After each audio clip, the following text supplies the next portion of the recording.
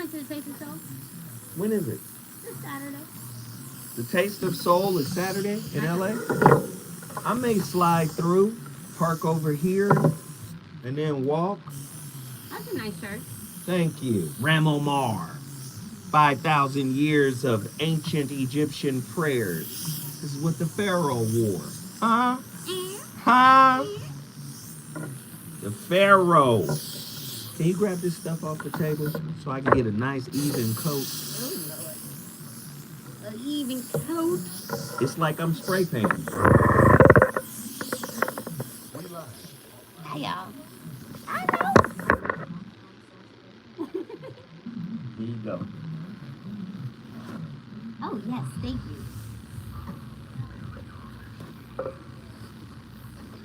Oh, this juice.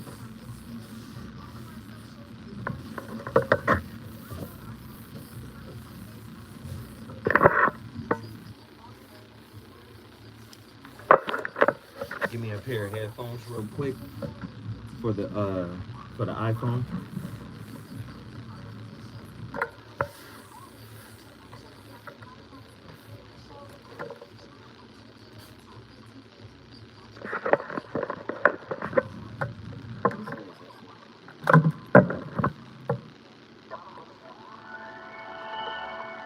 Hey, so I'm calling your show, 'cause I need to know. What up? Show me which way to go before I throw my man out the door.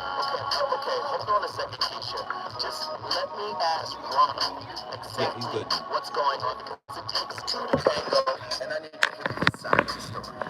So you never stress heavy on my brain. She keeps playing silly games, but then I'm about to be pain. We seem to fuss and fight every day and every night.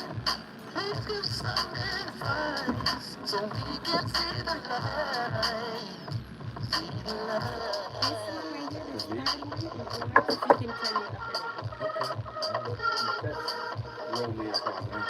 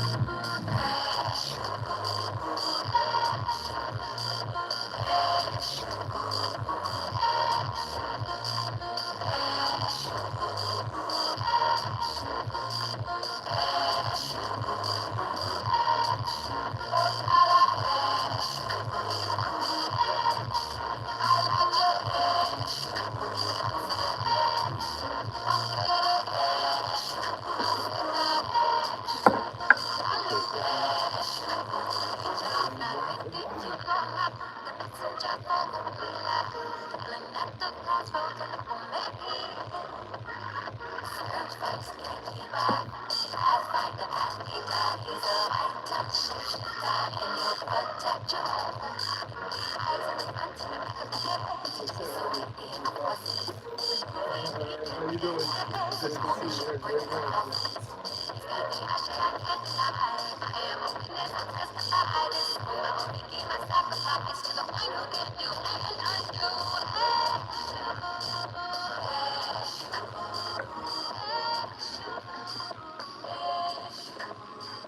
Mistakes are an opportunity to learn and grow. But sometimes the mistakes you make in a relationship can lead to unnecessary issues between you and your partner, or even cause a painful breakup. Whether you're in a relationship now or plan to be in one in the future, understanding the most common relationship mistakes can help you become a better partner and have happier and healthier relationships. By the end of this video, you'll know the most common mistakes that nearly everyone makes and how to avoid making them yourself. Let's jump into it. The love language mismatch. What's your love language? According to Alvin, a licensed clinical social worker and couples therapist, if you don't know the answer to this question, you could be making one of the most common relationship mistakes. Dr. Fierstein points out that understanding your partner's love language and your own is important for a successful relationship. A love language describes how someone gives and receives love. There are 5 different love languages: physical touch, quality time, words of affirmation, gift giving or receiving, and acts of service. Not understanding your partner's love language is a mistake that almost all of us make at some point, and it can lead to problems in your relationship. For example, imagine that your love language is quality time and your partner is gift giving or receiving. They constantly surprise you with flowers and spoil you with thoughtful presents. They even care about gifts. You're just thinking, they never spend quality time with me. Why don't they love me? In this case, the problem might not be that your partner doesn't love you. Rather, they just don't know how to best show their love for you because they don't know your love language. And you don't know theirs. This can cause a lot of miscommunication and make you and your partner feel unappreciated or unloved. So how can you avoid making this mistake? Learn what your partner's love language is and know your own. Talk about it openly with your partner. Then you'll understand how to express your love for them in a way that resonates with them and vice versa. Curious about what your love language is? Ladies and gentlemen, the VOR, the voice of reason, is back in the building. It's about to go down in the town. You already know how we get down. Tonight's topic, heavy topic. I brought in reinforcements tonight. And the reason why I did so is because I know a lot of folk out there need a little bit of help. I didn't say a lot of folk need a lot of help. I said a lot of folk need a little bit of help. That's it. Just a little bit of help. So, let me tell you what tonight's topic is. Love traps. Love mistakes. Love pitfalls. We all make them. We all stumble and fall. I got a heavy hitter in the building tonight. And listen, you already know my rule. This is a non-judgmental space. Call in, share your stories, and more importantly, ask questions. Because when I tell you I got an OG in the building who is ready to share his insight, man, I am so excited for tonight's topic. Love traps, an intriguing look at the labyrinth of love and the many traps, i.e. pitfalls, that lie along the way to personal growth. It's going to be heavy. I got questions. Which is a better approach? Avoiding relationship pitfalls or learning how to better manage them? 1-800-920-1580. Get to your phone lines. I want to talk to you. Is it better to learn relationship pitfall management skills? Is it better to learn those skills, or is it better to avoid the pitfalls altogether? Woo! 1-800-920-1580. Get ready, get ready, get ready, get ready, get ready. Are intimate relationships worth the trouble of the many inherent pitfalls / traps that lie concealed within them? Oh, because it always starts off beautifully. Oh, yes. There's always a honeymoon period. Oh, yeah. Yeesh. Is it even worth going through the trouble? Lord have mercy. I can do bad all by myself is what they said. That's what Big Mama said. I can do bad all by myself. 1-800-920-1580. What is the biggest problem for most relationships?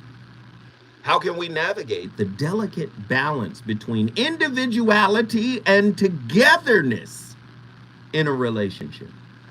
How do we make adjustments in a relationship when we're up close and personal?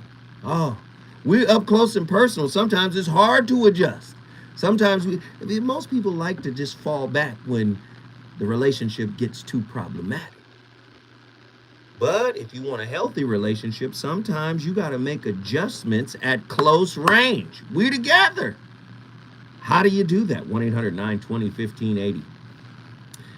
What roles, right, does effective what role does effective communication play in avoiding common relationship pitfalls? How can we cultivate trust and transparency in our relationships to prevent misunderstandings and conflicts? Sheesh. Ooh, this is boy, this gonna be something tonight. I cannot wait. Let me get one more question. One more. How can we address and overcome the fear of vulnerability that often leads to relationship pitfalls? And here's the haymaker. Should you be a little bit selfish while in a relationship with someone else? Is a little selfishness good? Somebody said it was. I don't know who said it, but somebody said it. 1-800-920-1580. Now, without further ado, I have an author in the building, but he's not just an author. Oh, this is an educated man. This is a well-traveled man, an intellect. We got an OG in the building. Brothers, if y'all don't call in and pick this man's brain, I don't know what to say. He is the author of the book, The 5 Pitfalls of a Relationship. What they haven't told you, what they haven't told you why your love life stinks. That's a heavy. Doctor, let's get that correct. Dr. LaGrande Mason Jr., PhD. Yes. Praise break.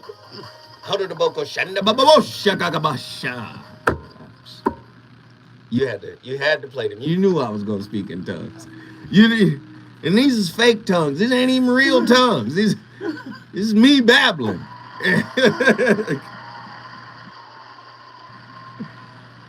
Dr. LaGrande, talk to us, man. You got a great book here. I'm going to show it to my people here. Everybody can see it. Why did you write the book?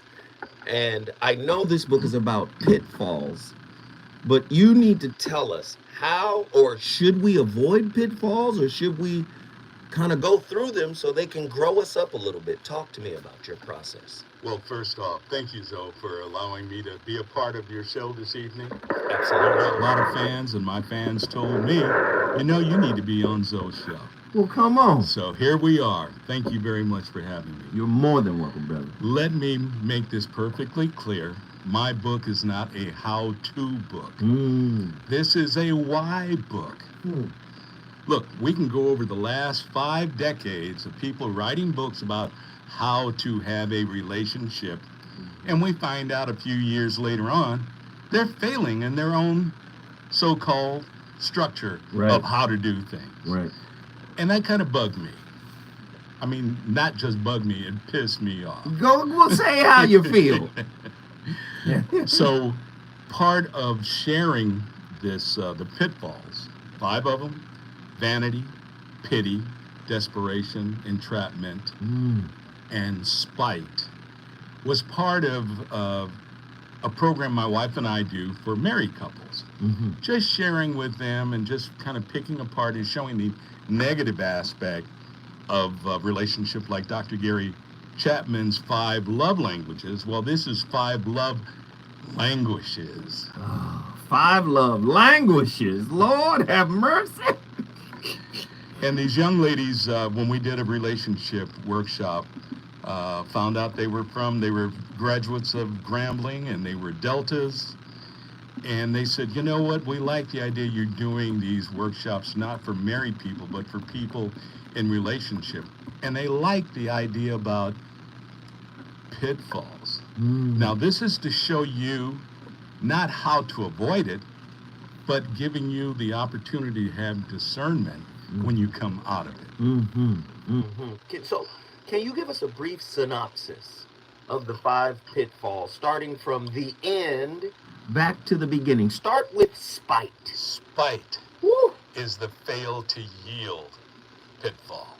When all of the signs, yellow, red, holes in the floor, say, don't go there, and you go there anyway. In fact, there's some examples or little vignettes in my book about people being told by family members, hey, you seem like a nice person. This person's going to eat you alive. And then let me go Jordan Peele on them. Get out! And they didn't get out. They got eaten alive emotionally in their romantic endeavors. Let's go up. And that is entrapment. The deceitful pitfall. Mm. When someone decides they want to get you into this thing so you don't get out, Mm. and somebody gets pregnant, somebody tries to get somebody pregnant, somebody gets somebody involved in a financial situation where you are bound to stay a little bit longer, you were trapped. Mm. It's worse than law enforcement entrapping you, making you return to the scene of the crime. Wow. Come on. Here we go. This is one of my favorites, desperation. Mm. And when I always say, you're so desperate, you would date a 2-foot, 17-toed monkey just so you won't be alone. Wow. Wow. So a toxic relationship is better than loneliness for some people. Some people. Wow. Exactly. Wow. And then there's some other nuances to that, because somebody, that 12-toed or 17-toed monkey, might fall in love with you, but you really didn't want him. You just needed a companion for the moment. Somebody to go to your prom, or your class reunion, or your family reunion, or a wedding. But then we go up. Let's hit pity. Mm-hmm. It goes both ways. Mm-hmm. Pity is that feel sorry for pitfall, where you find you can manipulate that person by buying them things, and you feel sorry for them, and they start taking advantage of you and taking your money to help pay for their cell phone bill. You take them out to dinner, you're doing nice things for them because you feel sorry for them. And at the same time, they can just start manipulating. And on the other hand, they might start feeling sorry for you because they see you're not doing so hot, and they start doing things and allowing you to do things and make you think they are involved in that wonderful situation of relationship. We got one more pitfall. When we come forward, he's already cooking. Dr. LaGrande Mason Jr., PhD on the VOR. Trust me, we got a lot to talk about. Yeah, that was perfect, brother. He killing. Voice of Reason with Zoe Williams on KBLA Talk 1580. So this is you. All right. Okay, You. number 3. I got you. Okay. Number 3 is you. All right. Is he doing all right, y'all? Is my brother cooking? Hey, we got to hit those like buttons. Hey, whoever has sent that $5, thank you, thank you, thank you. Please continue to support the channel. Hit the like button, hit the share button. We want everybody to get in here and participate in this discussion, all right? This is an opportunity to really ask questions. You got a brother, he's a doctor, PhD, and hey man, he's in here cooking already. Ask him questions. Attila asks some of the best questions. She brings Houston, Texas in the building. We need to hear from Attila. All right, get in here. What? Yes, he's laying it out flat. Exactly, Nzinga. Y'all got questions. I bring people in here for y'all to talk to. Now get in here and talk to this brother. I'm putting your name in the description here on YouTube so people can see. This is gonna be great. So you're from originally? Originally, brother, born in Chattanooga, but raised from childhood in Pasadena. Yeah, man. Yeah. Come on now. I got a little country on me, just a little bit. Hey, I'm second generation Angelino. I still got country in me. Yeah, of course. You know?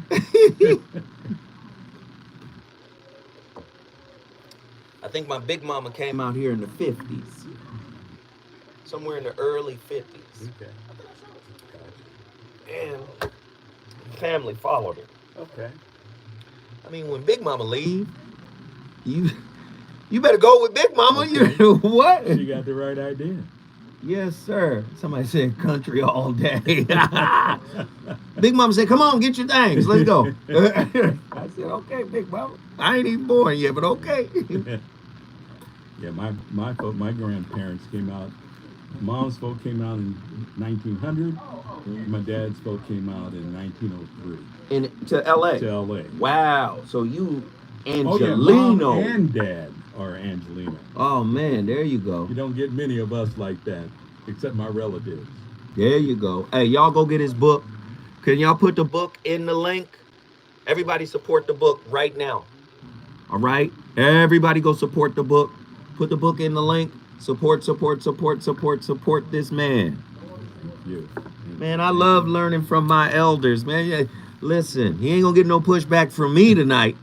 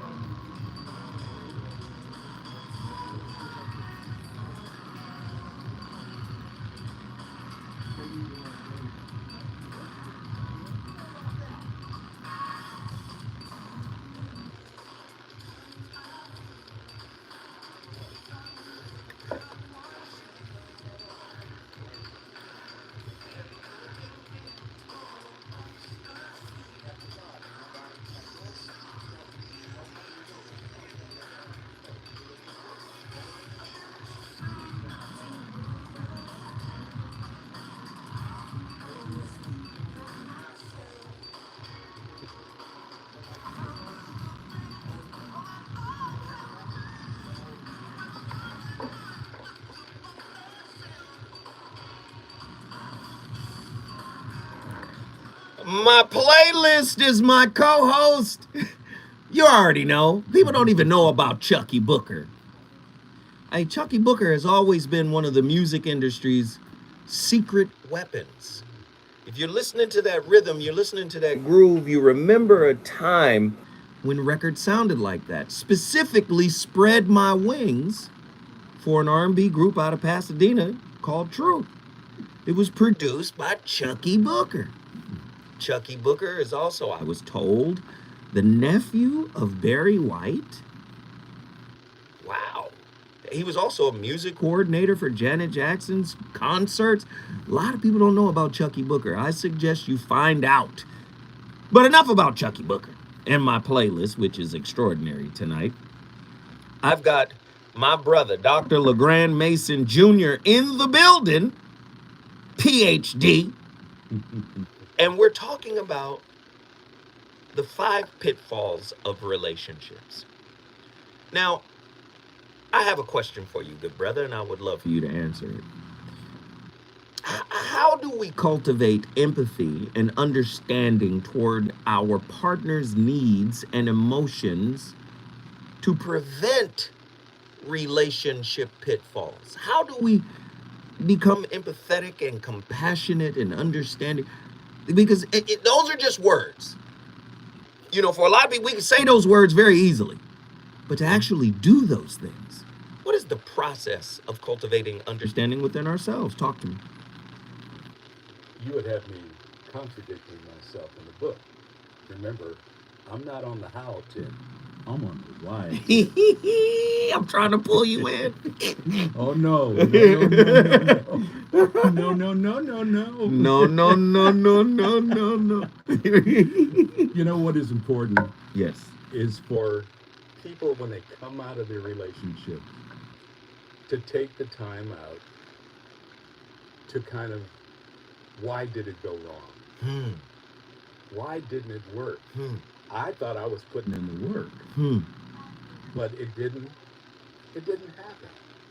So when we take the opportunity to provide some discernment and we look back at what we did or what we didn't do, perhaps we'll be able to see why we weren't fitting the needs of that particular partner, why we weren't providing them with the essence that they wanted to continue with the relationship. So whose needs matter more? Yours? Should you be more focused on meeting your own needs? Or is it about meeting your partner's needs? The beauty of that question is this.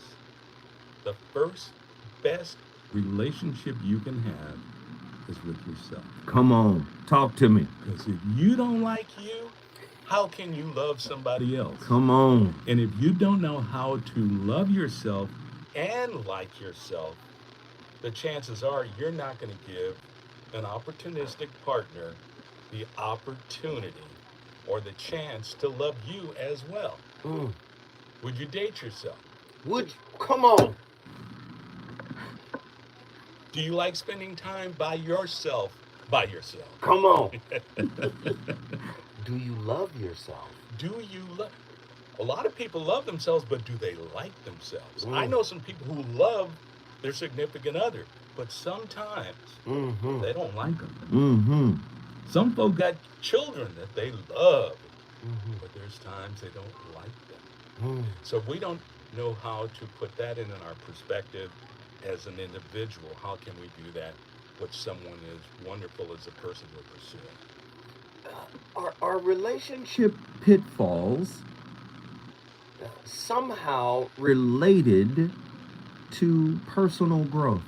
If so, how? That's a great question. Okay? Because we all should be maturing.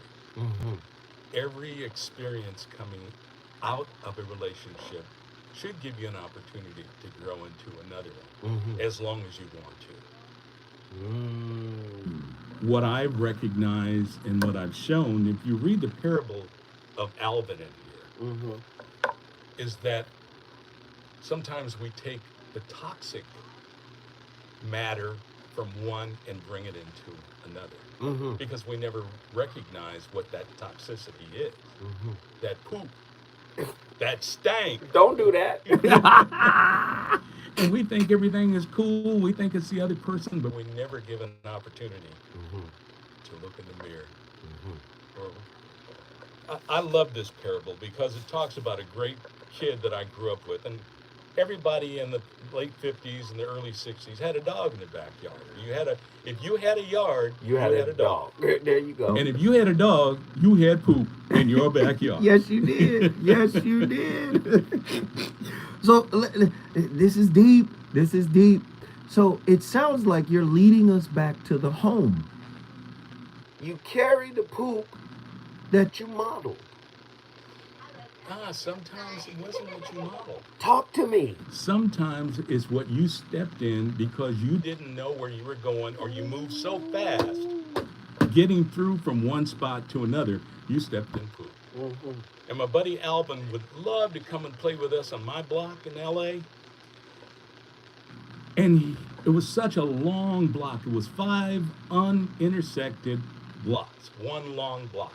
Well, he would rush home, drop his books, do a few things his mom would tell him to do, come back. Well, it was a long block, so he decided he was going to cheat a little bit and cut through a backyard. Somebody had a dog that chased him. Alvin was extremely fast. Whether he was going to hop, climb, or hop over a fence, he had to go through that dog area. He'd go through there. Now, he didn't know what our homes looked like from the back. He only knew what they looked like from the front. So when he got into the front, he started kind of picking, this might be where these kids are living. Wait, we got to hold that thought. When we come forward, Dr. LaGrande is in the building. He's killing. He is killing. When we come forward, more from the voice of reason. Woo. I want you to finish. Woo. I want you to finish.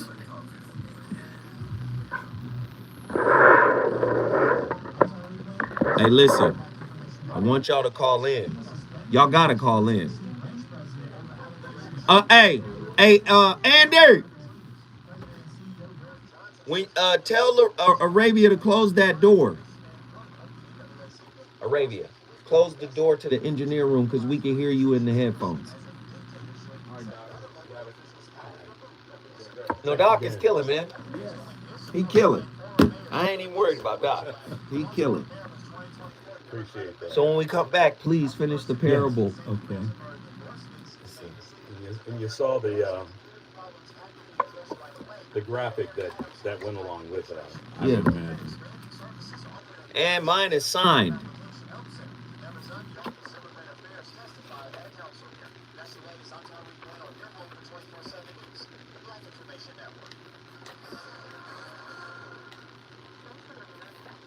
There it is on page 11. Mhm. The parable of Alvin. And there's some poop for him right there. Why something stinks.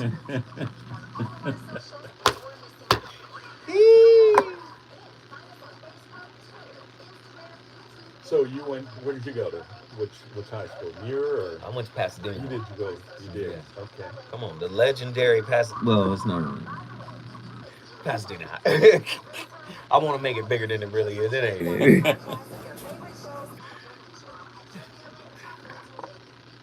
right, there we go. So listen, guys, don't forget, hit the like button, hit the share button, hit the super chat. That's what I'm talking about. Signed copies are precious. Yes, they are. Yes, they are.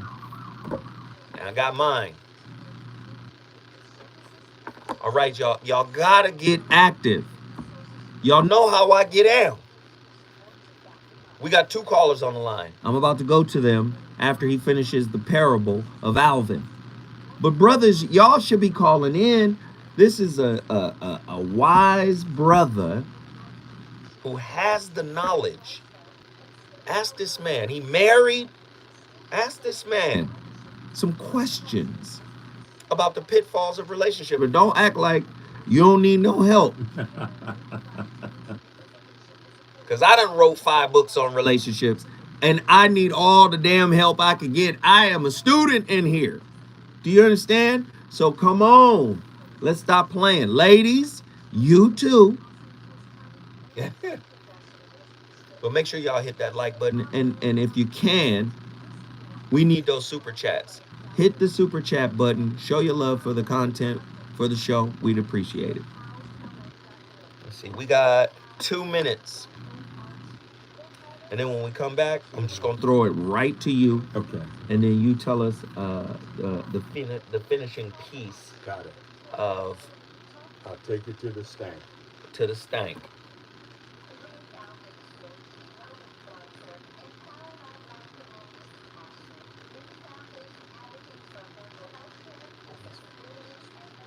I love this. I'm gonna read a little bit of this. Okay. Is that fine? That's fine. Yeah. It's your show. Get the help while you can.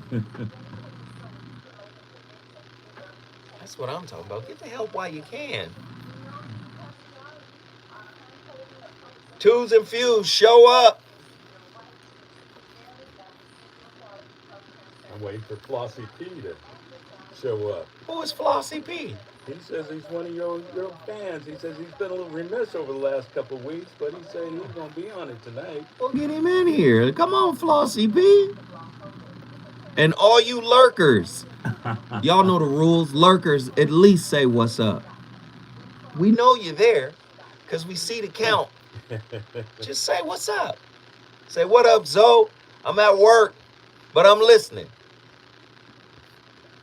All right, we almost there. We got about 30 seconds. Where we at, 30?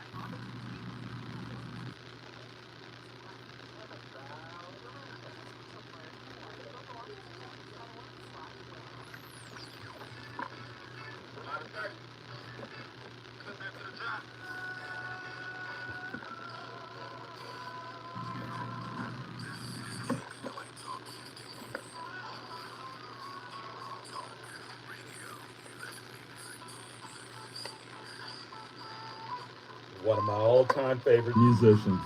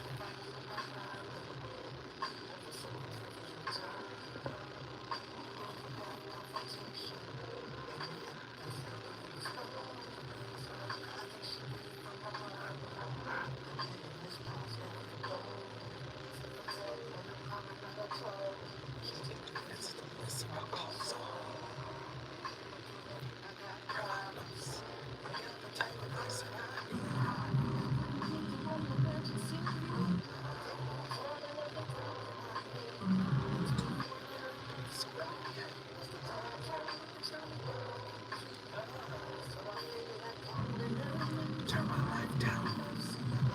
You told me. Voice is the show. Voice is the show. You might learn something.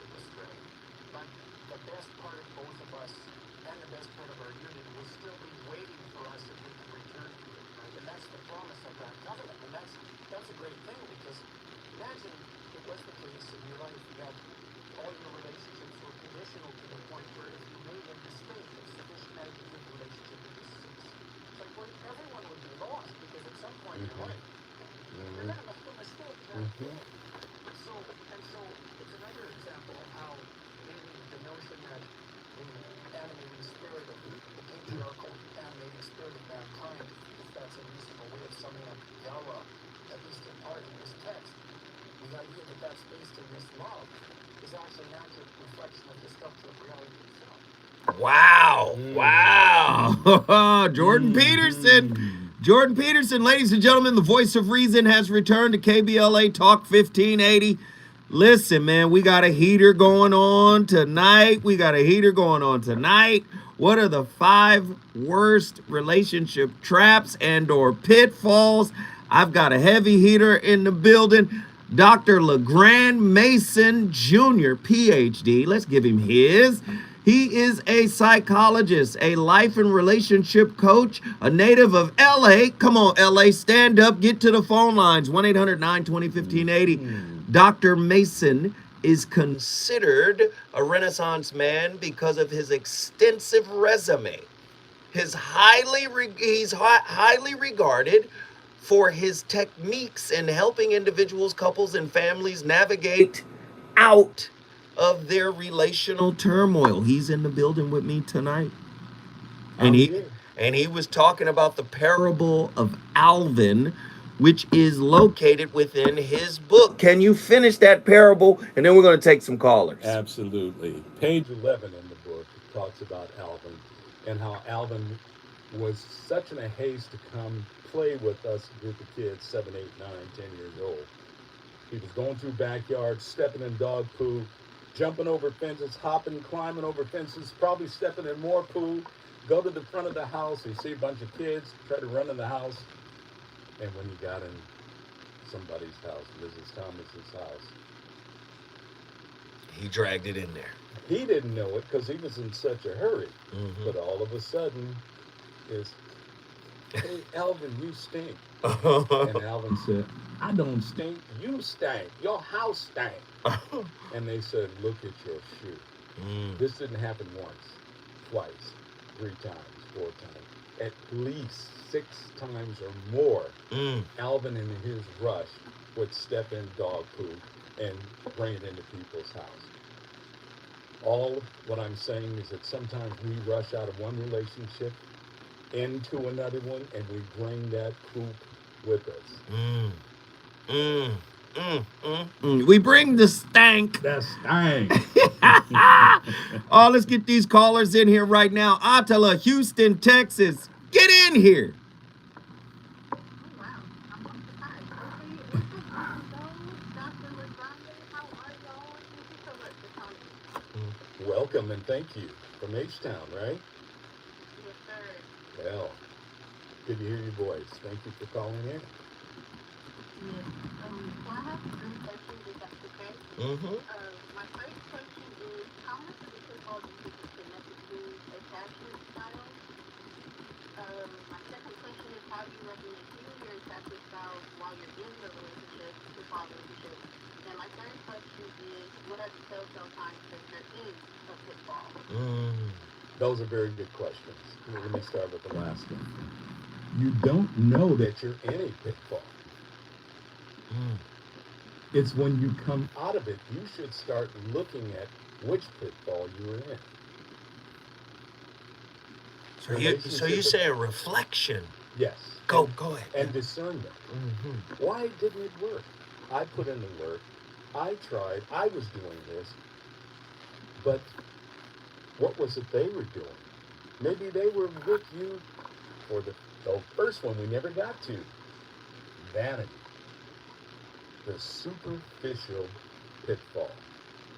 Meaning that you were only in the relationship because of what somebody looked like, or the job that they had, or the money they made, or the car that they drove or drive, and the people they hung out with. It wasn't anything about their interpersonal person. It was about their outward appearance. Interesting. And the second question? You spoke about attachment. Was that the first one or the second one? I think It was both.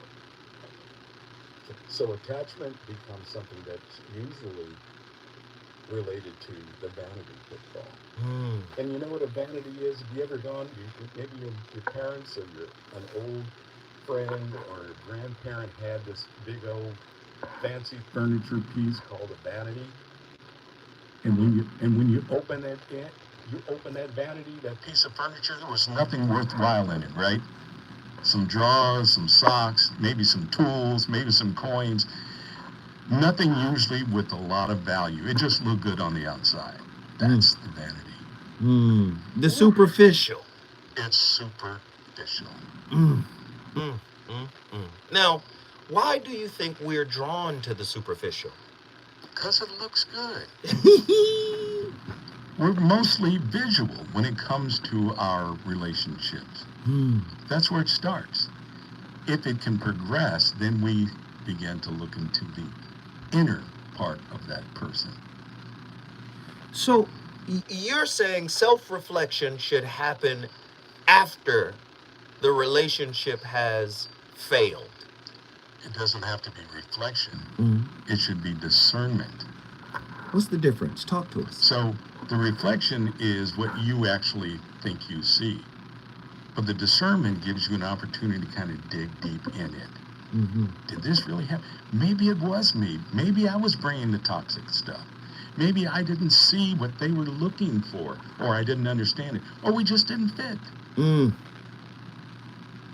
I love it when people have a wonderful relationship. They go out, they have an intimate relationship, and then all of a sudden, it no longer exists because they grow apart. And it could happen organically and naturally. Well, you've been a great person. You're a nice person. I'm going to be leaving town, and I hope you have a wonderful life. Maybe someday we can say hello and have a cup of coffee, or pineapple and Hennessy, whatever. A pineapple and Hennessy. Attila, stay with me, because I know you got some more questions. When we come forward, more from Houston, Texas, and Dr. LaGrande. I keep getting mixed up on these. I'm number 3. You're 3. This is you. Sorry, I done turned you all the way up. All right. I want to save lives. Let's see. So can you. Join That's the us. American Okay. Heart Association's Greater So Los 1, Angeles 2, Heart 3. and Stroke Got it. Walk, These two October are me. 22nd. Okay, Register at heartwalkla.org. All right, I got y'all. Anyone can choose to make a difference. I turn it down because the commercials have copyrighted material. The music that we play is copyrighted material, but now I remember which one it is. Dr. LaGrande is cooking. I don't know why the men are silent. Truemonger. They're getting it. Dr. LaGrande asked me if y'all were going to show up because the last show he was on, nobody called. Y'all got to get to the phone lines. Stop playing reindeer games. We're not even close to Christmas. Well, yeah, we are. A little close to Christmas, so the reindeers are coming out. But listen, none of y'all Rudolph. So get on the phone and talk to the brother. What is that? Can't stand stuff that just takes up space and collects dust. Hey, that makes sense. Truemonger, I know you got questions, man. Nzinga, you be asking great questions. I need you in here.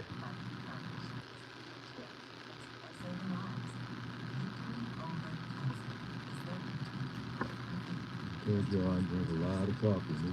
Did she get you some more? Yeah. Oh, perfect. About to make a bone dry bottom out of this. I call on the regular, call out other folks. I'm calling out everybody. You too, Truemonger.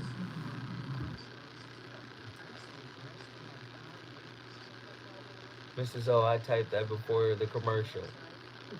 I know now. I got it together.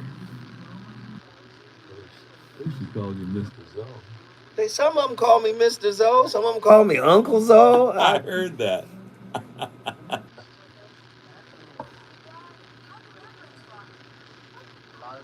Here we go.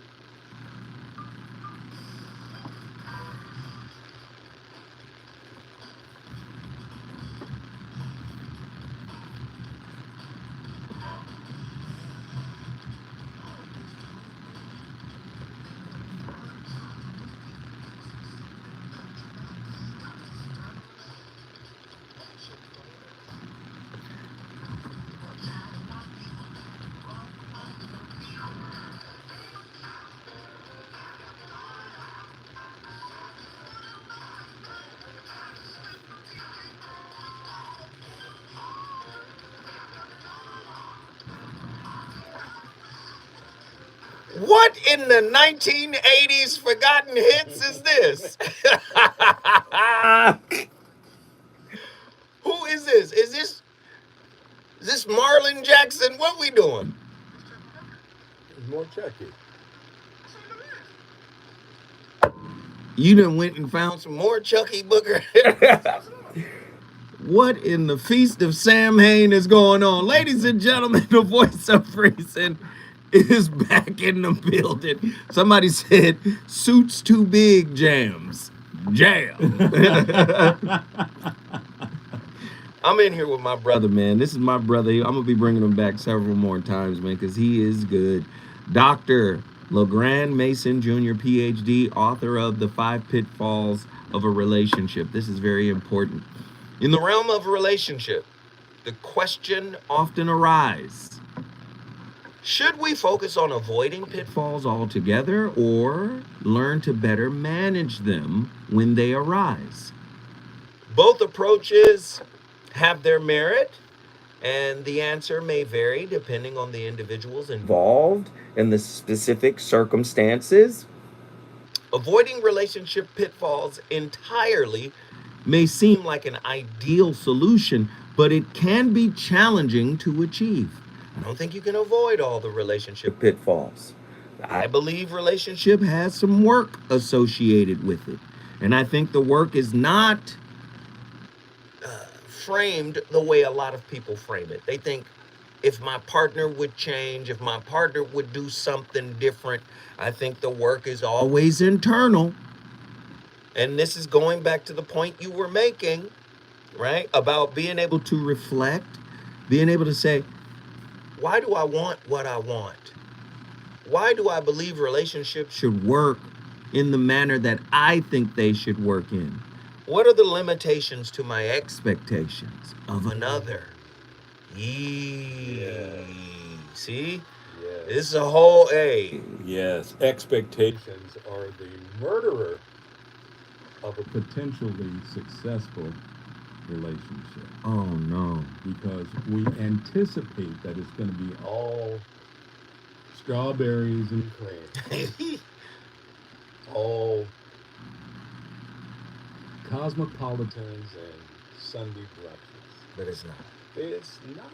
Mm-hmm. The old Ink Spot song, Into Some Life, Some Rain Must Fall, but a whole lot is raining on mine. It's gonna rain. All we need to do is realize that one day the rain will stop. It will. Or be prepared with galoshes, rain boots, and an umbrella. And sometimes we got to get out in it. And yeah, absolutely. You gotta drive in it, you gotta walk in it, Mm. and sometimes you just gotta get wet. How about that? A lot of people trying to avoid getting wet. They don't understand it's just part of life. Look at that. Attila from Houston, Texas. Get back in here. Lord have mercy. The man is cooking tonight. He is cooking. I know you got more questions. Tell us what you want to say. Just one more. So once you have identified the pitfall that is within you, what are your tips for repairing the breach within a relationship if there's a reconciliation? That's an extremely good question because here it is. Make certain that you're not coming out of one pitfall and going into the final one, which is spite, where you have no business in it. You need to get out of it. Some people just try to hold on to it. And all the signs of saying, it ain't gonna work. It doesn't work. Get out. Get out. But sometimes we force our way into it, thinking that we can change people. Zoe just made that comment. The only person that can change anyone is the good Lord above. Mm-hmm. People do not change people. People change because they want their significant other or potential partner to appreciate the idea of them changing. They're changing for something, a payoff? Nothing like a good payoff because relationships are like clasping our hands together. The closer they get, the more our fingers fold together. And we're always looking for that person that we can enfold with mutually. Now, Attila is very young, so she's got a lot of life to live and a lot of experiences to go through. How do you help her? How can you help her navigate what is to come? Is that even possible? So, again, I'm not going to tell you how, Attila. He I'm gonna going to tell you why. suggest to you why something else didn't work.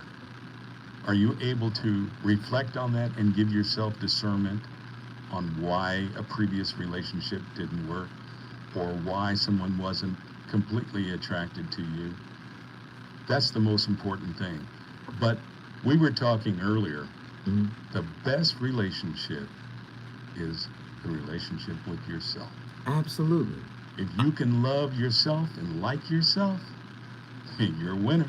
Attila, let me ask you, what's your why? Do you have a journal of whys? That's a good question. Hey. I have a journal of why. Yes. I do. I mean, now that I'm thinking about it, when you speak on the spite part of it, that is what I'm trying to avoid. I don't want my heart to be hardened, and I don't want to move into the next phase of my relationship with a heart that's not open, that's bruised because of past transgression. Gotcha. So, yeah. That's real. Yeah, Keep yourself, keep you 100, okay? Ooh, keep you 100. Don't worry about the next person, because if you can take care of yourself, the chances are going to be better that next person is going to appreciate you for who you are. Man, I should. But I tell her, to even go back on that, you got to think too. The word vulnerable, from its etymological root, means wound. It means pain. If you're going to open up, you got to feel it. Just like the doc just said, at some point you got to get wet. And being vulnerable is like going out in the rain, getting wet. We didn't say get in a car accident. We just said get wet. Just get wet. So now go deeper.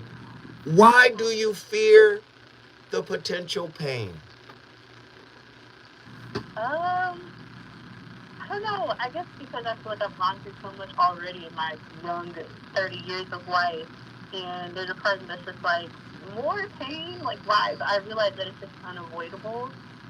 And like I said, I want to make sure I come out with the right mindset, and I don't want to be upset as a person.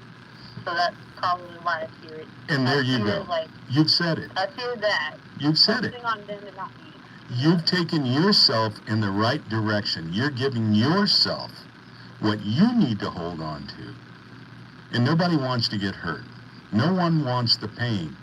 But when you did get hurt, if your heart was wounded, guess what? You're living today, right? It didn't kill you. It didn't destroy you. It didn't cut your legs off. It hurt. But the pain eventually went away. I know the thought is still there. But you're coming through it. And you're going to grow in your next relationship.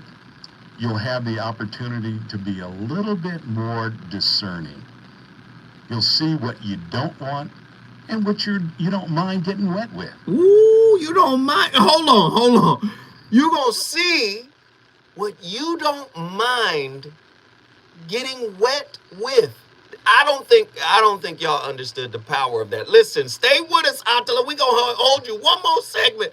Lord have mercy. The fire is on in here. If you want to come in here, all you got to do is call us 1-800-920-1580. Again, Dr. LaGrande is cooking with the rarest oil.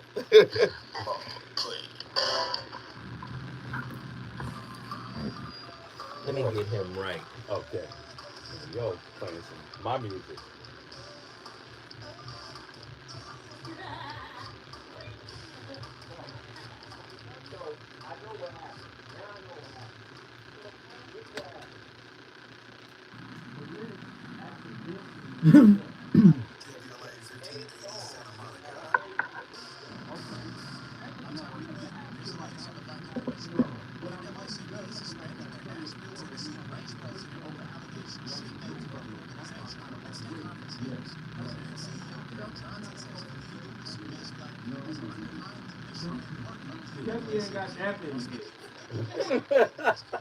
I said, what in the hell is this? Come on, what kind of a sideshow, Bob? As soon as it came on, I said, what in the world?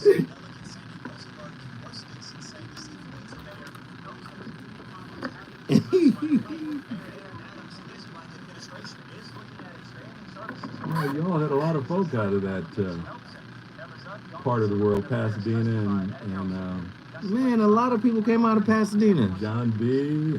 Yeah. I got a good buddy now. Doc, you got to ask them to call, because for some reason they're not calling. Hey, folks, listen, do me a favor. More so do Zoe a favor. Call in. You don't have to ask a question. Make a comment. If you don't like what I like, I'm a grown-ass man. I can take it, okay? I am not the the wellspring of all knowledge. I'm a man that happens to have traveled a little bit, enjoy life, and I'm still learning. In fact, the PhD only told me what I don't know. Mm. So call in, make a comment, because when I'm gone, you better be calling in the next time as well. Okay? Just call in. Just say hello. If you know me, call in and say hey. If you don't know me, call me anyway and say hey. Don't come back. I don't I don't mind it. I can handle it. I'm a big dude, all right? And I got thick skin. I got a messed up hand. Well, it's gotten better now. Because I had a cast on when I was on Dominic. But call in, okay? There you go. Trail has been committed to a bad attitude. How does he maintain his capacity? Why can't you open up, brother? Right man on the inside. They don't show their weaknesses. So William, reason and accountability. The voice of reason. I'm Dr. Orion Taraban, and this is Psych Hacks, Better Living Through Psychology. And the topic of today's short talk is you have to teach people how to feel about you. This is true for all relationships, and it's especially true with respect to your interactions with women. So if you want to learn how to present yourself confidently in social relationships, then this episode is for you. What you have to understand is that in the beginning, you are basically a blank slate to other people. Yes, folks are going to take a look at your physical appearance and the way you dress and the way you carry yourself and form some snap judgments with respect to the kind of person you might be. This is going to happen, and that's why first impressions are so important. However, a lot of the things that go into a first impression can actually be proactively addressed prior to any given interaction. You can give a lot of thought to your dress and your appearance and your carriage in advance. And if you do, these kind of passively exert their influence throughout the encounter so you can focus on other things. So, in the beginning, people don't know much more about you besides that, which means that in these initial interactions, what you're primarily doing, no matter what you are ostensibly discussing, is teaching people how they should feel about you. And you do this through your nonverbals, your tone, your expression, your body language, your eye contact, etc. And if you're like most people, you probably want whomever you're speaking with to come away from the interaction with a positive impression of you. I'm going to teach you how to do that. The key to teaching people how to feel positively about you is to imagine that you are the world's greatest vacuum cleaner salesman. You're going to have to go with me on this one. Okay, so let's start from the beginning. First, you have to understand that when a person walks into your shop, the wind didn't just blow her in, man. Now, not every person who enters your shop is going to become a customer. However, she wouldn't be there at all if there wasn't some degree of interest on her part. So if you're having an interaction with someone, it helps to assume interest in the other party with respect to the interaction. Second, unless this person makes a beeline straight to one particular product, she doesn't yet know what she wants. She has a vague desire, like she's interested in buying something to help her clean up around the house, but she doesn't yet know what she wants specifically. She is, as of yet, at least partially ignorant of her own needs and desires. That's where you, the world's greatest vacuum cleaner salesman, come in. You are there to educate her with respect to her needs and desires and to direct her attention to what she should consider to be her best option, which just so happens to be a product you sell in your store. Now, every great salesman knows that one of the secrets of his success is believing in his product 100%. A master salesman not only knows his product inside and out, like he should be able to explain in loving detail all of the wonderful things of which his vacuum is capable, but he also believes that his product is the best vacuum cleaner available on the market in this class at this price point west of the Mississippi, or whatever compartmentalization he has to perform in order to be able to authentically arrive at this conclusion. And that total belief permeates through the nonverbal dimensions of his communication as he educates the potential customer as to how this vacuum is going to solve all of her dander problems and make cleaning a breeze. Now, He's talking about selling yourself to the potential customer. And here's the problem. I agree with what he said, but I think relationships are far deeper than me selling me to you, right? You can hear him setting it up, right? Like, you got to have confidence and belief in yourself, and you're the product, and she may not know what she wants. But the reality of it is, in the relationship realm, many relationship salesmen don't really know their product, i.e. themselves. So they might be running to the customer trying to sell an aspect of themselves to this person, or trying to sell, I can be this for you if you give me this. What are we bartering? I might be afraid of being lonely. Lonely. Look at that. I might be afraid of being alone. Yes. So I might be selling you a product, and that product might consist of my resources, my finances, Yes, my vanity. position, vanity. Do you see how it's all Yes. tying back in Mm-hmm. to what your book is talking about? Where can people buy the book, sir? Ladies and gentlemen, and people of all ages, usually 18 to 90, I would say, it is available from Barnes & Noble and from Amazon Online and Apple Books. Now, for those of you that are not into the physical book, bless you. You can order it Kindle or ebook. Kindle on Amazon or ebook on Barnes & Noble. Eventually, hopefully some of our local bookstores will be carrying this very, very soon. Call your local bookstore and ask them for the 5 pitfalls of a relationship. What they haven't told you, why your love life stinks, by Dr. LaGrande Mason Jr. He's a good guy. I really like LaGrande, I like him too. I think he's all right. I think he's all right. But listen, maintaining a healthy balance between individual goals and shared aspirations is crucial for the success of any relationship. I have to still be me. I want the relationship to work, but there has to be a balance between me and what I want and what we want. Exactly. Right? Exactly. So, some of those tips, right, to achieve this particular balance: open and honest communication. Perfect. Communication is the foundation of every relationship or potential relationship. And let's face it, relationships go across the board. They pervade around the world. I don't care if it's a relationship with your neighbor, with your sibling. They're ubiquitous. Absolutely. Yes. Yes. The most successful sports teams have been blessed with having a good relationship amongst the teammates And amongst the coach and amongst the organization. It spreads. Yes. Absolutely. Yes. I love Every it. organization, it has that. Whether we like that team or not, that athlete or not, somebody in that organization, someone on that team likes them. There you go. And they like each other. There you go. Then also you're going to need mutual respect and support. It is the most important thing about mutual respect.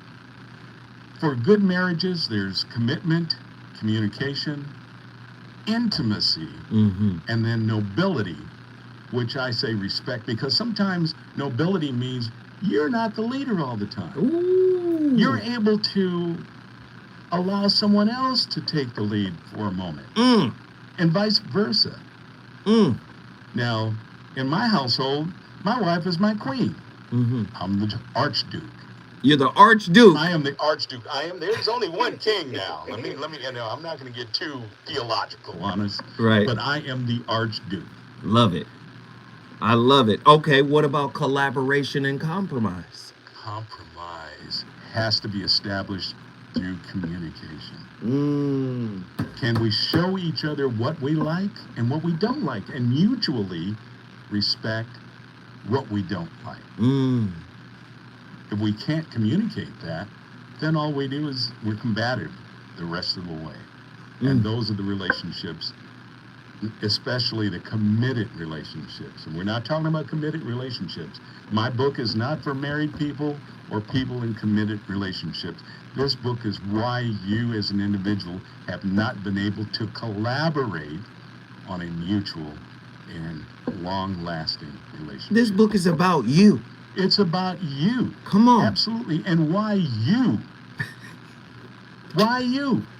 I I'm love going to it. have a sports jersey made up, and it's not going to have numbers. It's going to have a big Y on it. Why you? All right, what about time management? Time management is part of is systematic with commitment. Mm-hmm. Have you ever been in a relationship and you say, I'm going to pick you up at a certain time, Mm-hmm. and then you end up getting there and you end up waiting? Mm-hmm. You've already got reservations someplace, or you know it's going to take a certain period of time from A to B, Right. and they don't respect your time. Ooh. Or vice versa. You say, hey, I'm going to pick you up at 8, and you show up at 8:40. Well, I thought you said we're going to be, leaving. You're going to be here at 8 o'clock, and you get here 40 minutes late. Right. I've been ready.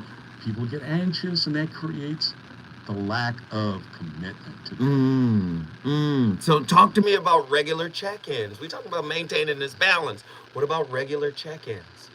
It means that you got to talk about things that don't work well. If you got a significant other or a person that you're totally interested in, when things don't really look good, you got to be 100 sometimes. Mm-hmm. You got to get wet. You gotta get wet. Ladies and gentlemen, that is Dr. LaGrande Mason Jr., PhD. We trying to get wet. Here we go. Attila, get in here and give us your final thought. Okay, so I don't have any more questions, but I just really want to say thank you so much, Dr. LaGrande. Like, this is really, really helpful to me at this particular moment in my relationship journey. So, thank you. No, we appreciate you. Thank you. Absolutely. Thank you so much for participating with us. There we go. I love it. True Monger, Dallas, Texas. Get in here. Yes, sir. How you doing, man? Man, I'm good, man, and I appreciate you for calling in. I know you a regular. You don't always want to talk, but I love it, man. Thank you for calling in. You brought Dallas, Texas in the building. If you want to bring your city in the building, you know what you got to do. Call us at 1-800-920-1580. What are your thoughts on tonight's topic, and do you have any questions for Dr. LaGrande Mason Jr.? First off, how you doing, Doc? I'm doing well. Good. Thank you. Man, this topic, man, it requires a lot of thinking, which in most cases people act like they're too busy to do.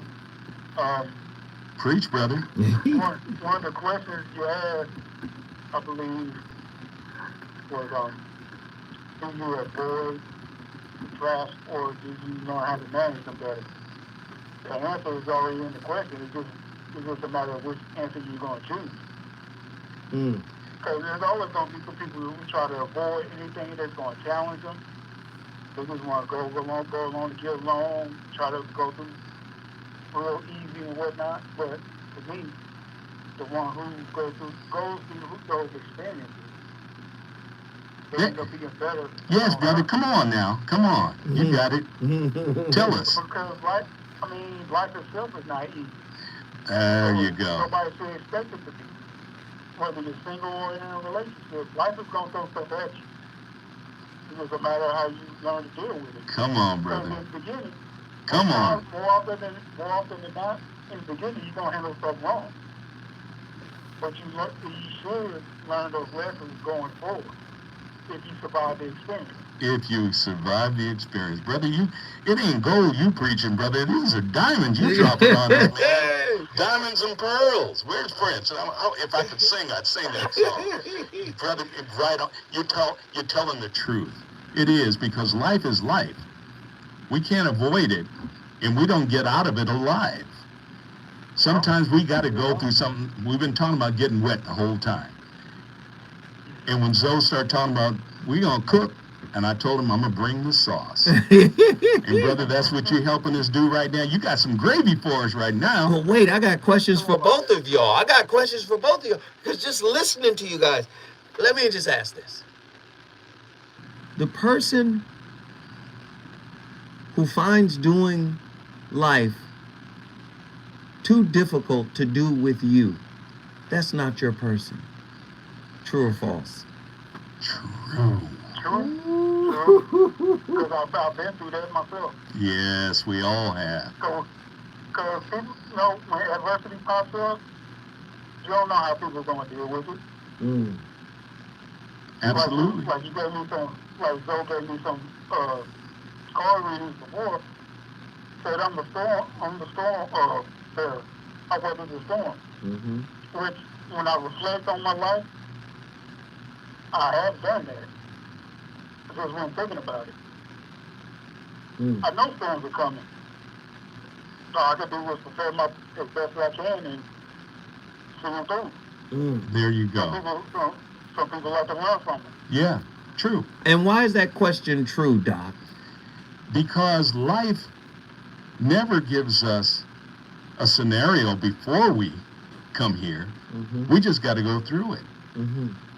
Pitfalls, potholes, sharp turns, narrow passageways. Mm-hmm. Life is all of those things that are scary overall. Mm-hmm. But we got to get through it. We can go through it. I always talk about, going through a tunnel and you see a light.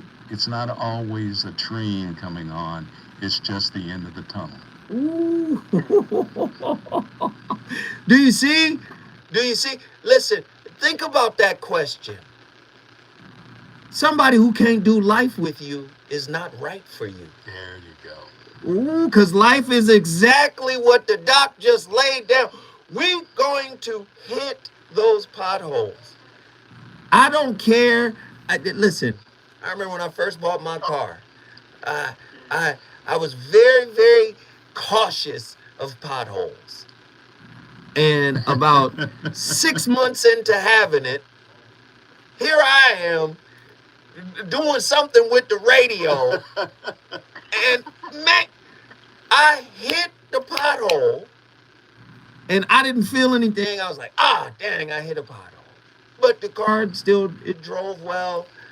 I came all the way to work, came into work, did the show, came out, and the front tire was flat. And the back rim was bent. My potholes are hell. I said, what in the... See, oftentimes, we try to avoid the pothole. Yes. This is why we started the question. Is it better to avoid pitfalls, i.e. potholes, or is it better to learn how to manage them? And when you find somebody that you love and that loves you, and that's a quality person, why wouldn't you do life with them regardless of the potholes you hit? When we come forward, me and the doc and True Monger gonna talk about it. The reasons that we're here, the reasons that we fear, our feelings will disappear. That's good. Oh, yeah. That's good. Yeah, you got good people. Oh, yeah. Doc said I got good people. And I believe him. She said, you don't want to be here in Texas. Our potholes are craters. Tell her when she comes to LA, we got potholes that, man, you might get stuck in. Man, because it don't rain that often here. Yeah. So when it rains, it tears up the streets. Oh, man.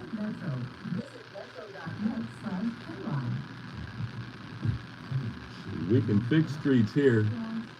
And 3 months later, they're all tore up all over. Streets be fixed 1 month, next month. Now, should I ask y'all to call in some more? Y'all pretty much know what it is. The show is dang near over.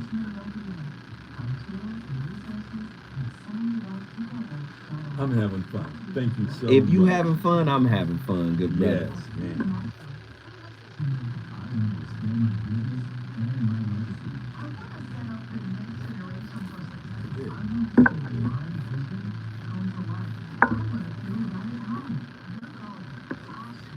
Oh, and I want to thank everybody for hitting the super chat. Assalamu alaikum.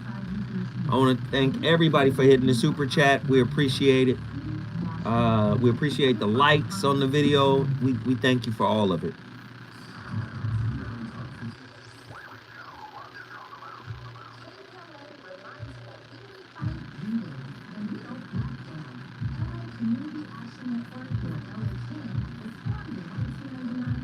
Nzinga, where you at?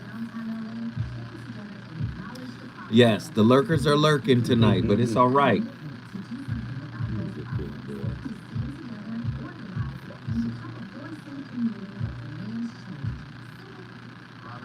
Live in 1 minute. Here we go.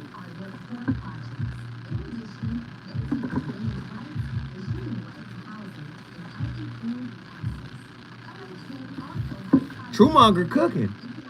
Y'all remember the question, right? What was the question?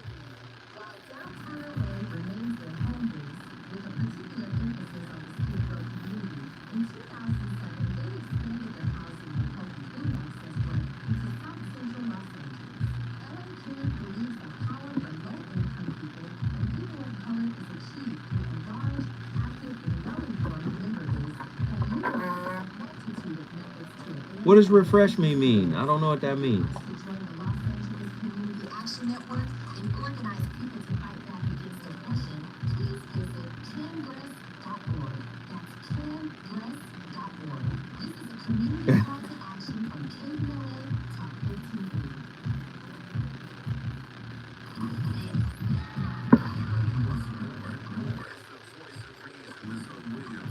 I got you.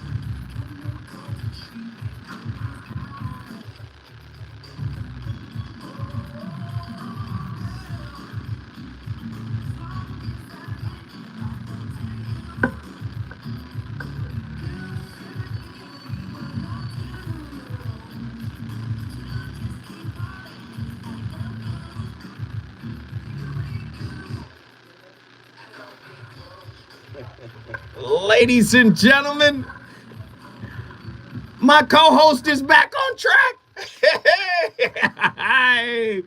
Don't be cruel, Bobby Brown. We on fire tonight, man. I'm excited about my guest. I love learning from folk, man. And this is an elder, man. I gotta respect this brother because he done lived it. How long you been married, brother? 51 years. Come on now. Come on. So he know how to keep it going. Yeah, right. So we've come full circle after coming forward. And, you know, when we came forward, I asked the question. Being with somebody who doesn't want to do life with you, that's a death sentence for the relationship, right? Usually, Usually. Yes. it shouldn't be a death sentence. It should just be a caution that says turn around and leave. Ooh. But when we're forcing ourselves on someone, like we might do in entrapment and even in spite, we're making it uncomfortable for the other person. So how can you have a mutual relationship? Wow. Truemonger, what are your thoughts on that, man?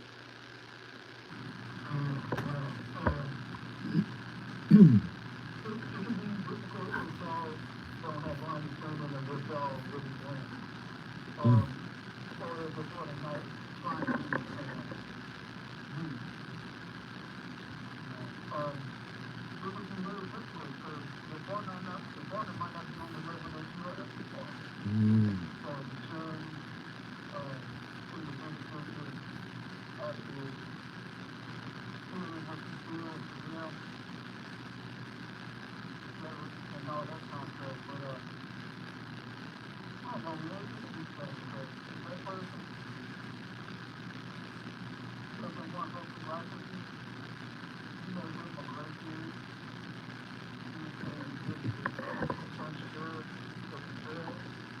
Or if they're just around you just for the sake of being around you. If that's the case, pack their bags, tell them to go find what they're looking for. Man, true monger.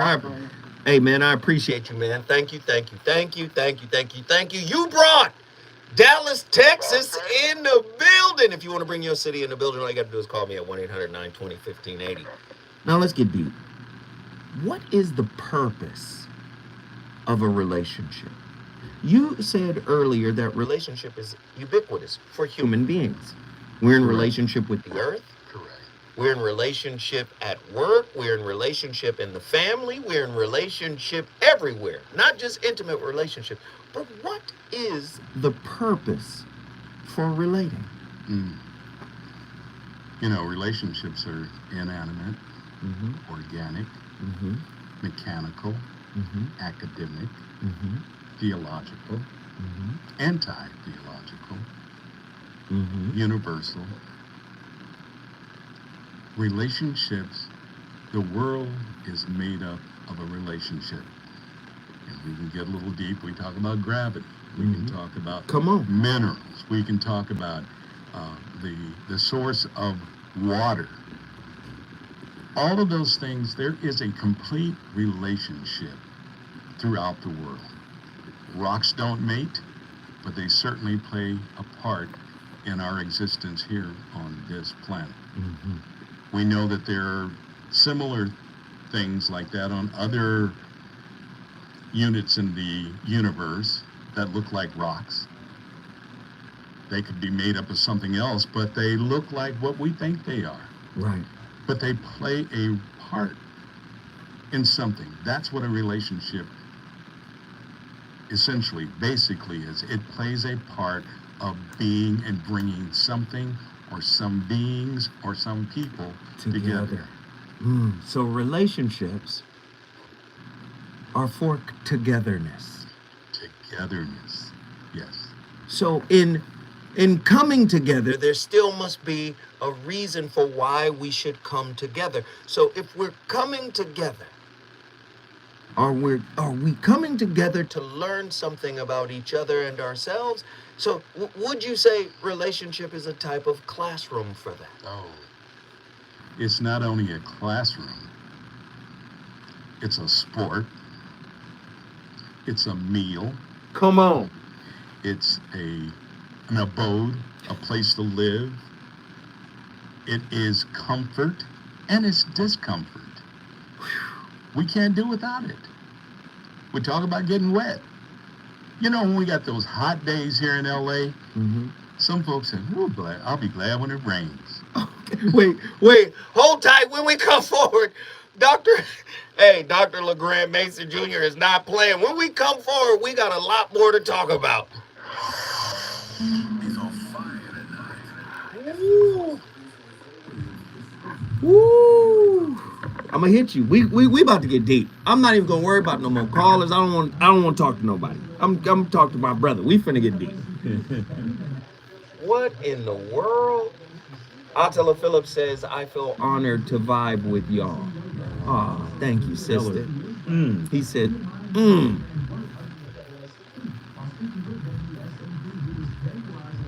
Man, that's heavy. Oh man, I got questions. When we come back, I'm Wonderful, wonderful, wonderful.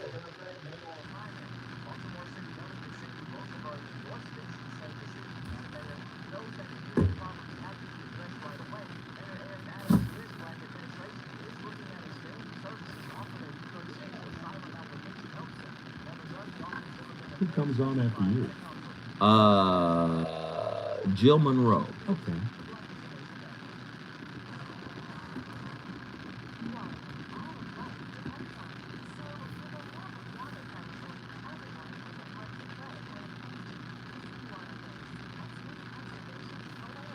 It's about to be on and cracking. Oh, guess we finna turn the corner on them, Doc. All right now. All We about to right. turn the corner on them.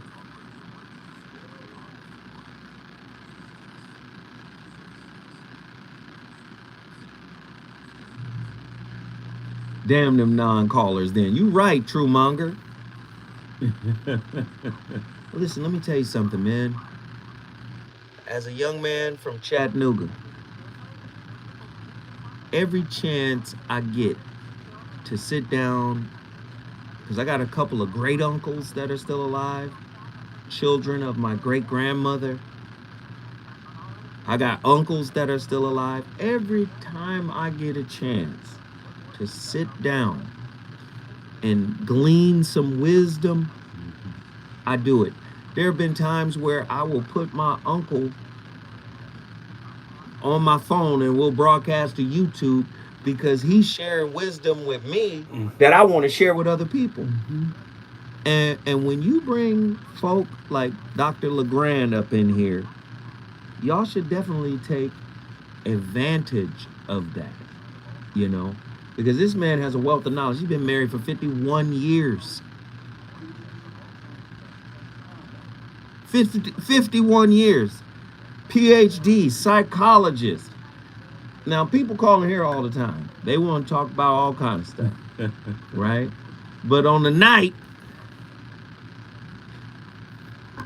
where you can get the most knowledge, y'all get quiet. But I will say this, Truemonger, thank you, brother. Thank you. I guess I am a country boy. No, I left the country when I was 8. I think my little country accent fell off maybe the first month I was here. No, my cousins made fun of me right up, you know. And they, as soon as they saw me and I was talking to them, they said, "Oh, you country." I was calling sodas drank. Oh. I want to get a drink. They was like, "What?" You didn't call it pop? They called it pop here. They called it pop. That's kind of a Texas influence here. Yeah, they said pop. They said soda pop, but I said drink. Y'all, let's go get a drink. They said, what in the country hell is this? And I started to notice, like, you talking about the way I talk? They was like, say it again. What do you want? I want a drink. They said, oh, hell. So after a few months of that, I said, okay, we're going to have to switch this up. I can't be talking. I can't talk like this. I don't know if it was conscious or unconscious, but I shifted quick. Okay. You know. Influential. I got influenced. There it is. But I was 8. Look, I got cousins who were just like me, second generation this in their country. I believe it. With a K. No, a lot of people don't know. Listen, man, you are what I call the real Los Angelinos. I am. And a lot of people don't know. They get LA caught up with Hollywood. Exactly. LA is totally different than Hollywood. You got to get into the cities, into the neighborhoods. That's right. And then you start to realize, wait, this ain't Hollywood over here. Hollywood ain't even real. Come on, man. Come on, man. This is a Los Angelino right here, married 51 years. I love it. Still eating catfish sandwiches. Listen, I never liked catfish. I'm with you. I never liked catfish. But I tell you what, a whiting sandwich? Yes. Oh, I'll beat a whiting sandwich. Yes. As long as you get them bones out of there. 20 seconds. No, we good.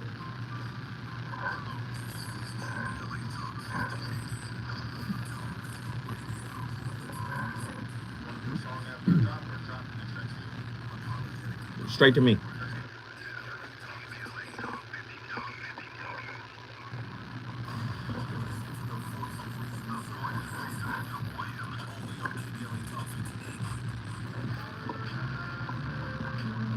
So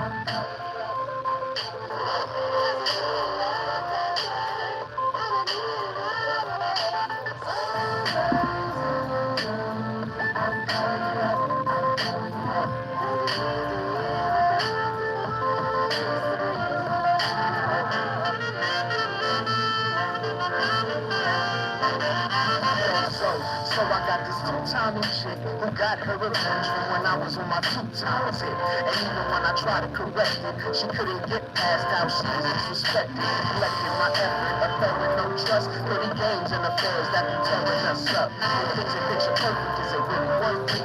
I have an idea, but I know it's certain.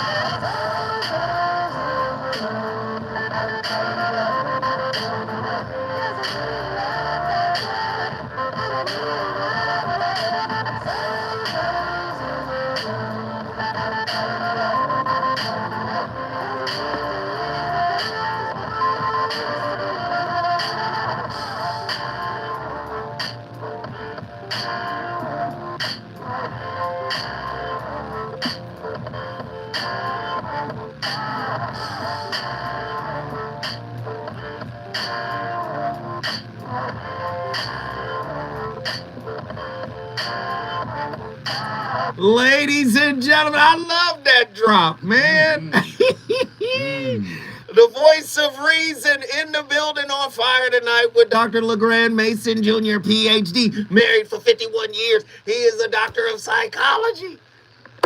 Y'all want to talk to him? Y'all want to talk to him? I'm not going to ask y'all to call tonight. Come on, folks. No. I want to get deep. So we were talking about relationship being like a classroom, a place where one learns about themselves. I want to know your thought on my favorite philosopher, J. Krishnamurti. He says something very profound about relationships. He said, relationship is the mirror in which we see ourselves as we are. All life is a movement in relationship. There is no living thing on earth which is not related to something or other. So there's the ubiquity of relationships.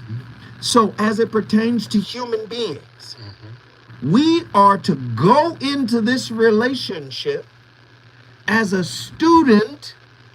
You tell me what you think of this. I need you to, we're supposed to go into the relationship as a student of ourselves. Okay. What are your thoughts on that? A student of self. Yes. Meaning that we're always learning about ourselves. We're always like a snake shedding its skin. We are growing, we are existing. Sometimes we have to not get things, and sometimes we receive things we don't want.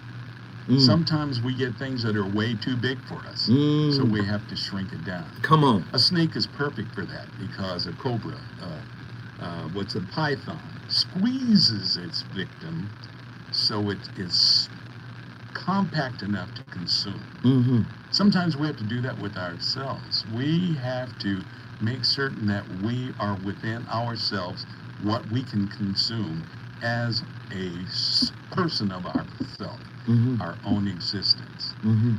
If we give that picture that someone can learn, can see, because sometimes it's not about what people learn from us, it's how they see us, and sometimes how they hear us.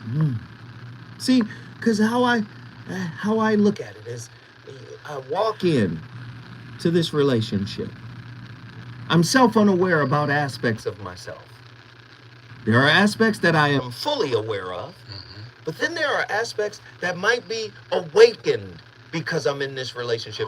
Aspects that I did not know about. And that's the fun part. Yes. Getting to know something that you didn't have or know about before. Right. That's growth. That is the pureness of being a student. Right. I have a PhD, but as I mentioned earlier, I found out when I did my doctorate, I still didn't know doodly square. Doodly.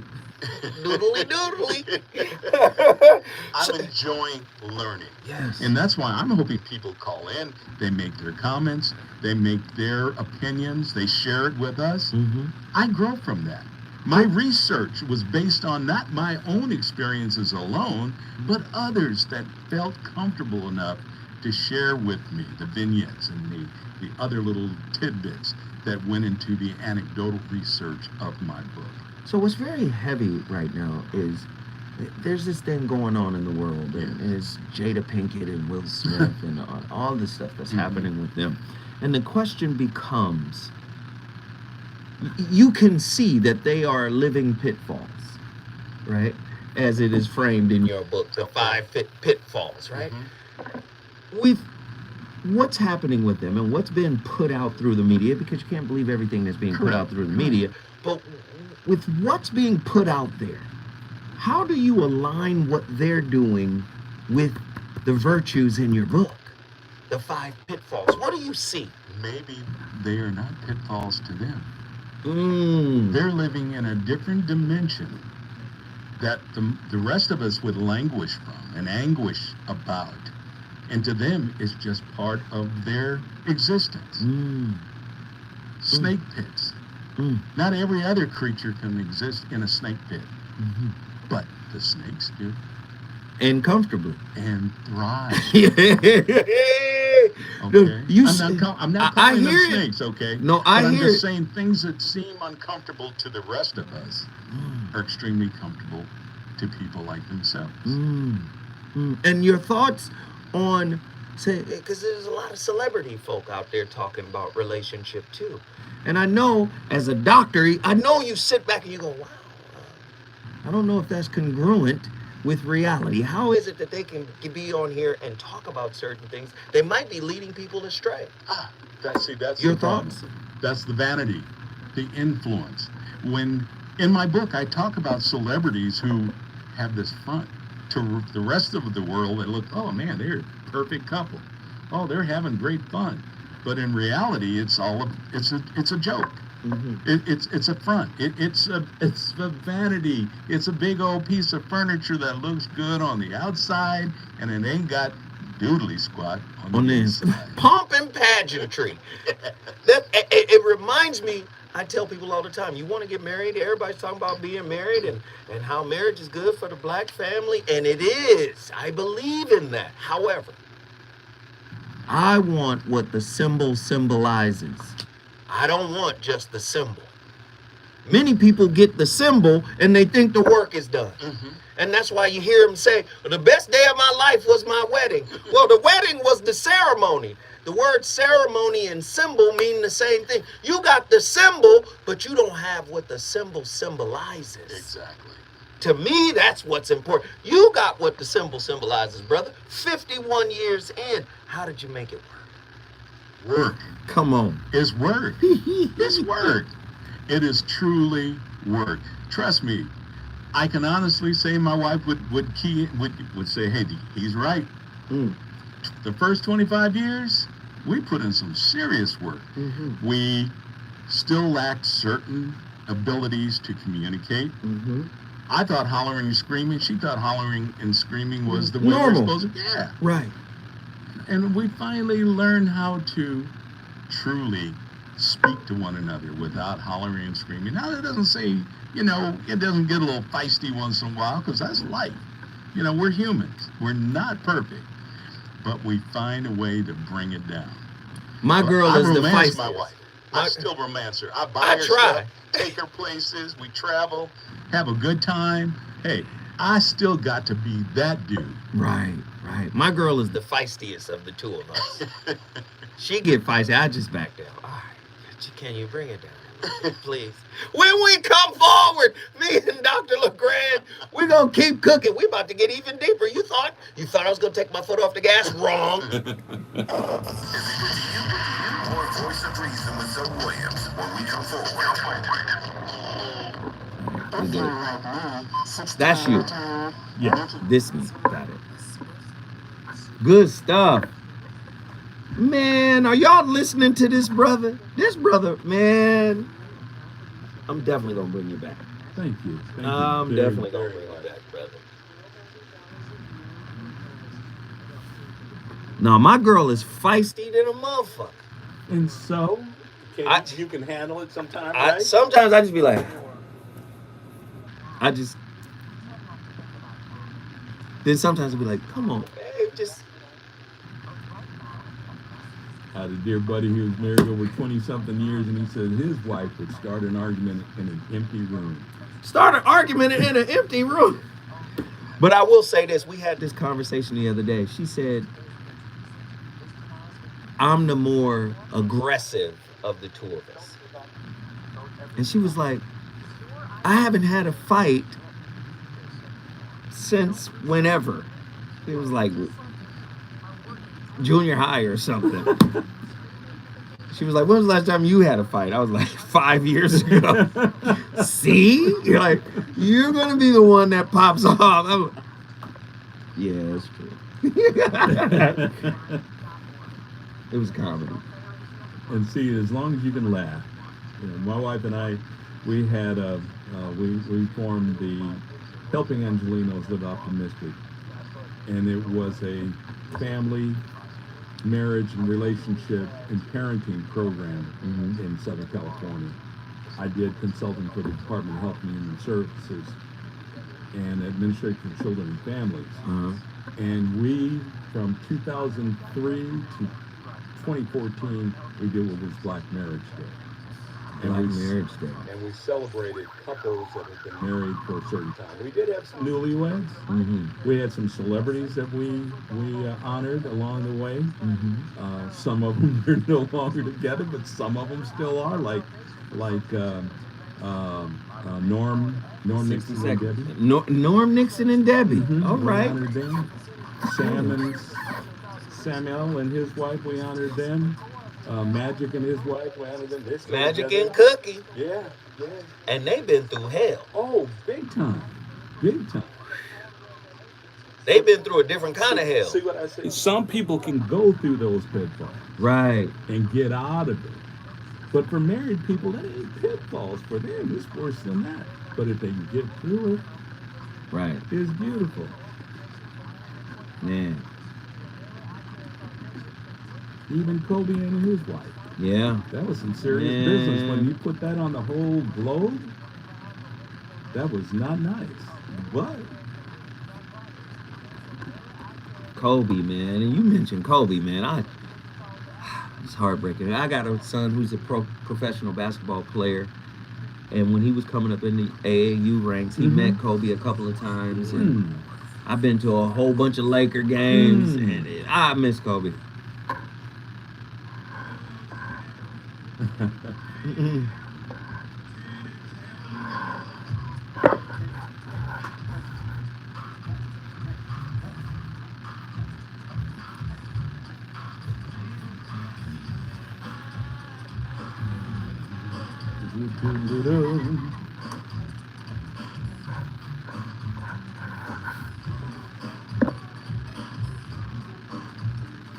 Takes me back my days when I could Roger Rabbit, boy. Oh, goodness.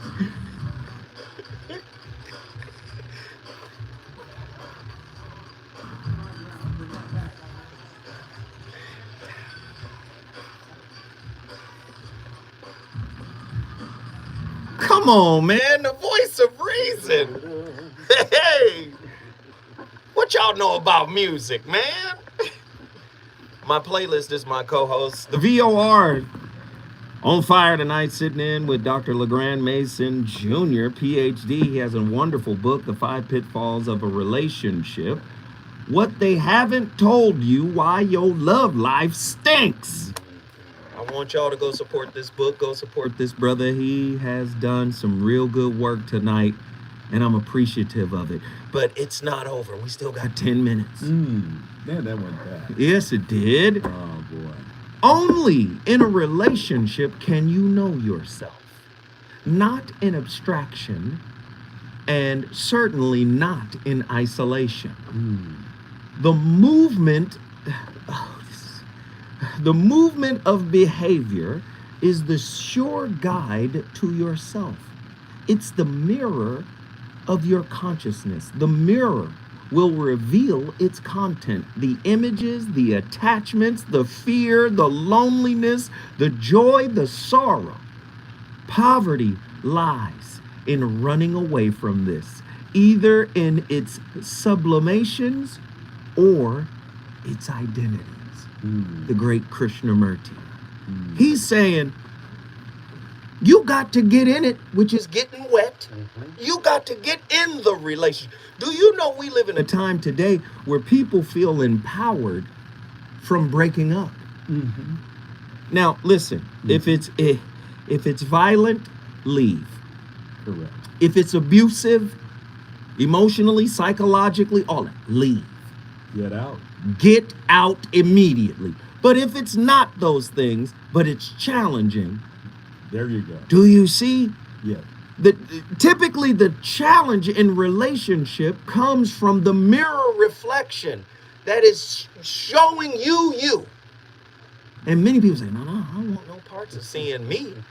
That's what Carl Jung said. People will do absolutely anything, no matter how absurd, to avoid looking at their own shadow. Talk to me. That's correct.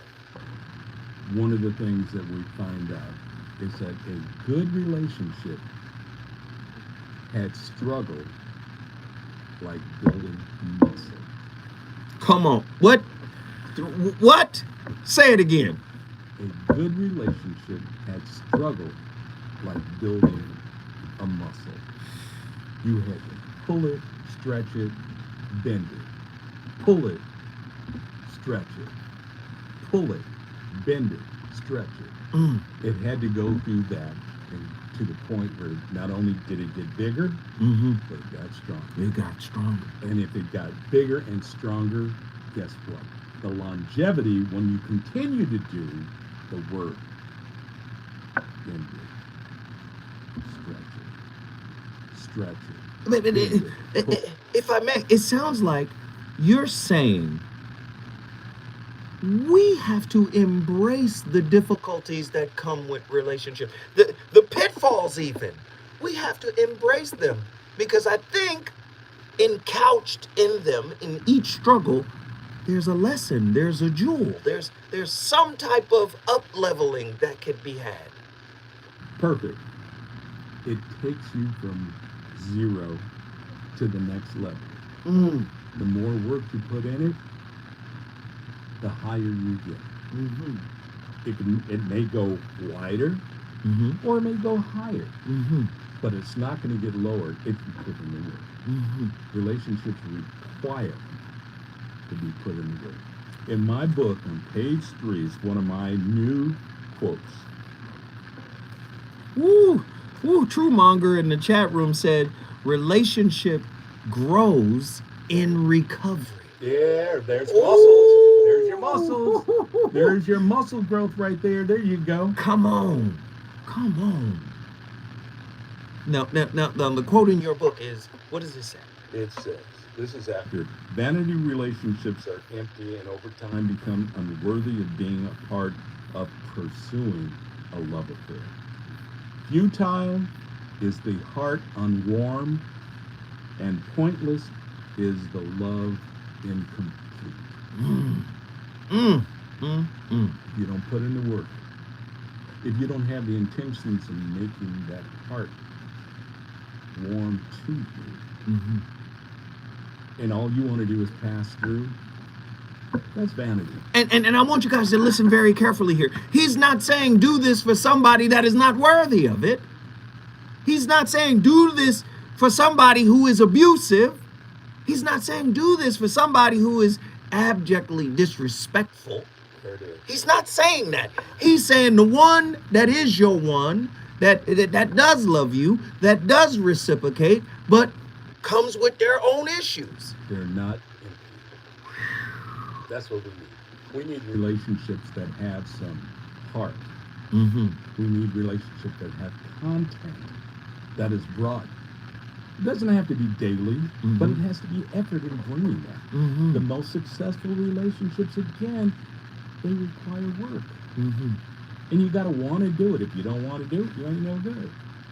Every great musician we know, they put in the work. They practice. right? And all day long. Romance is the same way. If you don't practice your romance, you ain't gonna have none. Wow. And you gotta give some to get some. You got to bring some to take some. Come on. Woo. And what is forgiveness's role in this?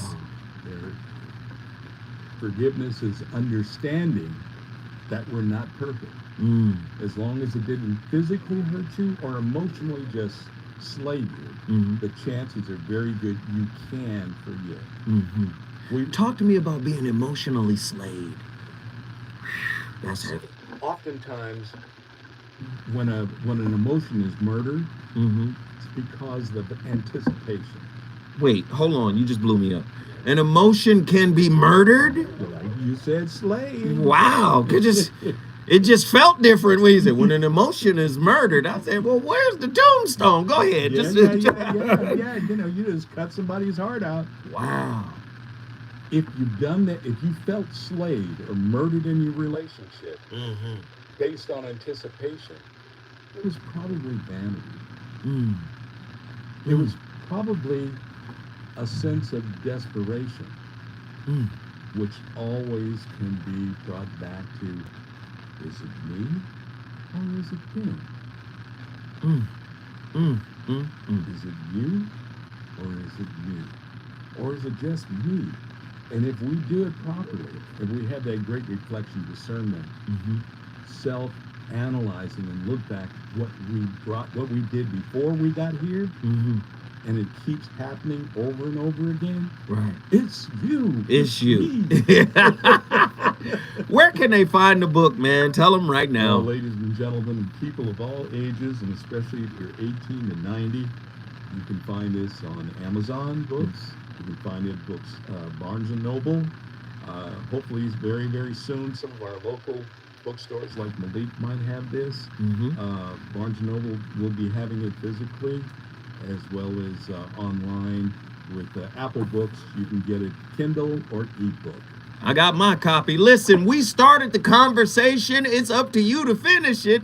Up next, my homegirl, your homegirl, KBLA's homegirl is in the building. You know she's going to keep the fire lit.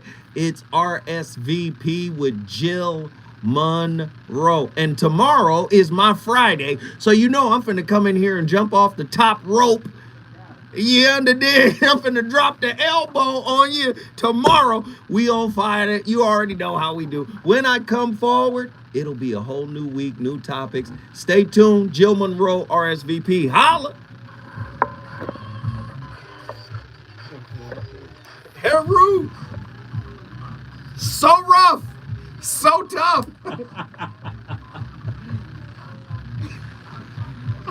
Oh man, make me want to holler.